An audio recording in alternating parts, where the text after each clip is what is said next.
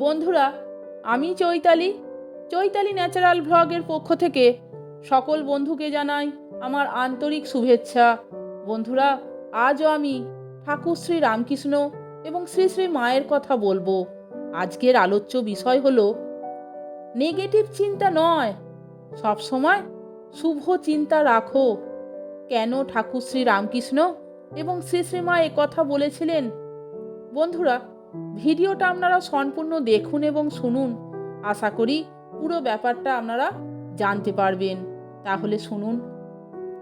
ঠাকুর শ্রী রামকৃষ্ণ এবং শ্রী শ্রী মা সারদা দেবী সবসময় ইতিবাচক বা শুভ চিন্তা রাখার ওপর বিশেষ জোর দিয়েছিলেন।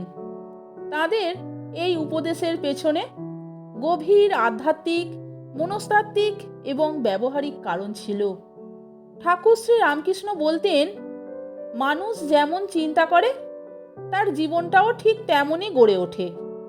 নিজেকে সবসময় পাপী বা দুর্বল ভাবলে মানুষ সত্যি দুর্বল হয়ে পড়ে। ঠাকুর বলতেন, যে বলে আমি বদ্ধ সে বদ্ধই হয়ে যায়, আর যে বলে আমি মুক্ত সে মুক্তই হয়ে যায়। অর্থাৎ শুভ ও পজিটিভ চিন্তা মানুষকে বন্ধন থেকে মুক্তি দেয়। ঠাকুর শ্রী রামকৃষ্ণ মনে করতেন, দোষ ত্রুটি বা নেগেটিভ বিষয় নিয়ে বেশি চর্চা করলে মন কলুষিত হয়। তার চেয়ে সবসময় ঈশ্বরের রূপ, গুণ ও শুভ চিন্তা করলে মন সহজেই পবিত্র হয়। শ্রী শ্রী মা সারদা দেবীর শেষ বাণী ছিল, কারোর দোষ দেখো না, দোষ দেখবে নিজের। অন্যের প্রতি নেতিবাচক চিন্তা করলে নিজের মনই প্রথমে অপবিত্র হয়।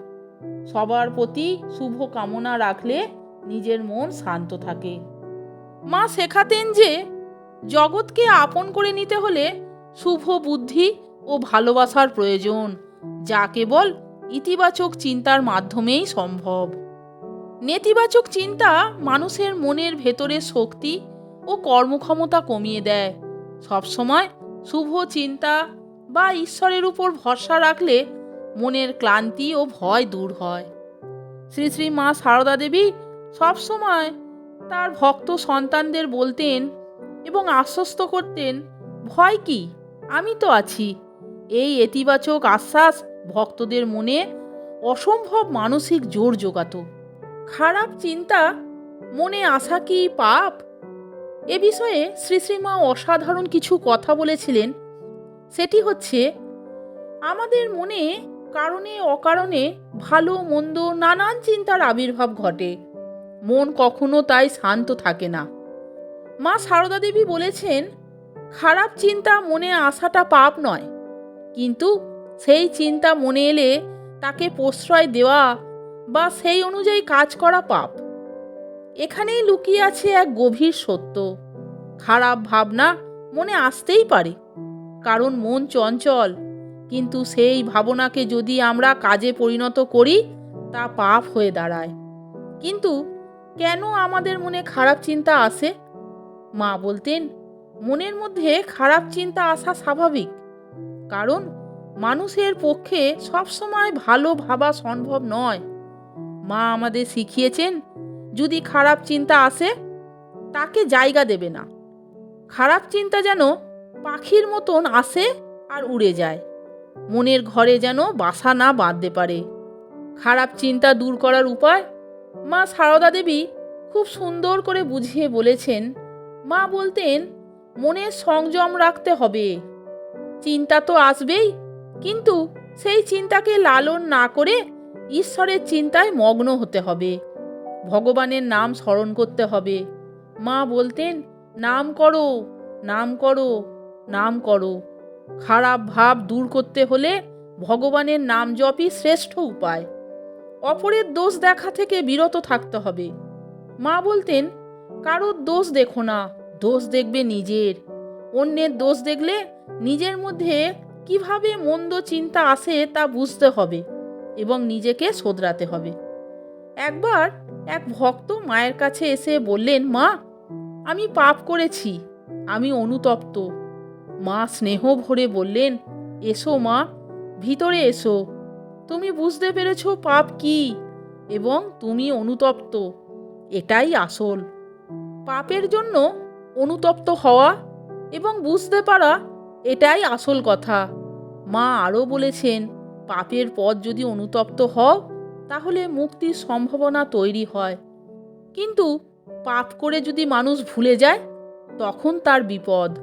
তাই ভুল করে লুকিয়ে না রেখে অনুতপ্ত হওয়া চাই, শুদ্ধি চাই, তাহলেই মুক্তির পথ সুগম হয়। ঠাকুর বলেছিলেন রসে বসে থাকতে। মায়ের কাছে তিনি প্রার্থনা করেছিলেন, মা আমায় শুকনো সাধু করিস না, রসে বসে রাখিস। এ কথা শুনে চমকে উঠতে হয়। সত্যিই তো, বয়স বাড়ার সাথে সাথে আমাদের জ্ঞান বাড়ে, বুদ্ধি বাড়ে, শক্তি, সম্পদ, দক্ষতা বাড়ে, অথচ আনন্দ কমতে থাকে। কেন এমন হয়? কারণ আমরা যে বড় হিসেবি। কোন লাইনে পড়াশোনা করতে হবে, কার সঙ্গে সম্পর্ক রাখতে হবে, ফাংশানে কেমন জামা কাপড় পরতে হবে, এমনকি কর্মজীবনে কোন ইউনিয়নের সদস্য হতে হবে, সবই আমরা হিসেব করে চলি। এইভাবেই আমরা জীবনে দোকানদার হয়ে উঠি। ঠাকুর শেখালেন, জীবনটাকে গণিত করে তুলো না। জীবন তো এক সঙ্গীত, তাকে গাইতে হয়, শিল্পীর মতন তাকে রং রূপ দিতে হয়। তাই তো বললেন রসে বসে থাকতে। সমাজ থেকে যদি অন্যায় অনাচার দূর করতে হয়, তবে মানুষকে শেখাও কিভাবে আনন্দময় জীবন গড়ে তুলবে সে। নিরানন্দ মানুষ, অস্থির মানুষ, বিভ্রান্ত মানুষই অন্যের উপর অত্যাচার করে। বিরক্ত মানুষই অন্য মানুষকে বিরক্ত করে। যে মানুষ আনন্দে আছে, নেতিবাচক চিন্তা তার থাকে না। সমস্যা জীবনকে নিয়ে নয়, সমস্যা মনকে নিয়ে। তাই তো ঠাকুর বললেন, তোমাদের চৈতন্য হোক। ঠাকুরের মতে মন হলো একটি শুদ্ধ স্ফটিকের মতো। তাতে যেমন রং ধরানো যাবে সে তেমনই দেখাবে। আপনি যদি সবসময় নেগেটিভ বা অশুভ চিন্তা করেন, তবে আপনার চারপাশের পরিবেশও সেই নেগেটিভ শক্তি বা দুঃখ কষ্ট আকৃষ্ট হবে। শুভ চিন্তা মানুষের জীবনে শান্তি ও আনন্দ ডেকে আনে। ঠাকুর শ্রী রামকৃষ্ণ বলতেন, যে বলে আমি বদ্ধ সে বদ্ধই হয়ে যায়, আর যে বলে আমি মুক্ত সে মুক্তই হয়ে যায়। ভগবানের ওপর বিশ্বাস রেখে শুভ চিন্তা করলে মনের সব ভয় ও জড়তা কেটে যায়। নেগেটিভ চিন্তা মানুষের আধ্যাত্মিক উন্নতির পথে সবচেয়ে বড় বাধা। শ্রী শ্রী মা সারদা দেবী ছিলেন পরম দয়াময়ী। তিনি সন্তানদের সবসময় আশ্বস্ত করতেন। মা বলতেন, দোষ কারোর দেখো না, দোষ দেখবে নিজের। অন্যের প্রতি নেগেটিভ চিন্তা বা পরনিন্দা করলে নিজের মনই অপবিত্র হয়। মা সবসময় বলতেন যে ঠাকুর শ্রী রামকৃষ্ণ কারোর ভালো ছাড়া মন্দ করতে আসেননি, তাই সর্বদা শুভ চিন্তা রাখা উচিত। তাহলে বন্ধুরা, ভিডিওটা আপনারা সম্পূর্ণ দেখলেন তো এবং শুনলেন তো? যদি ভালো লাগে তাহলে একটা লাইক, কমেন্টস এবং আমার চ্যানেলটিকে সাবস্ক্রাইব করে আমার পাশে থাকবার অনুরোধ করলাম। এই রকম আরও অনেক ভিডিও পেতে বন্ধুরা প্লিজ আমার চ্যানেলের ভিডিওগুলো আপনারা একটু দেখুন। ভালো লাগলে বন্ধুদের মধ্যে শেয়ার করে দেবেন। আর বন্ধুরা, চ্যানেলটিকে সাবস্ক্রাইব করে পাশে থাকা বেল আইকনটা আপনারা বাজিয়ে দেবেন এবং অল নোটিফিকেশানটা অন করে দেবেন। তাহলে আমি যখনই ভিডিও ছাড়বো সমস্ত নোটিফিকেশান আপনারা পেয়ে যাবেন। ধন্যবাদ।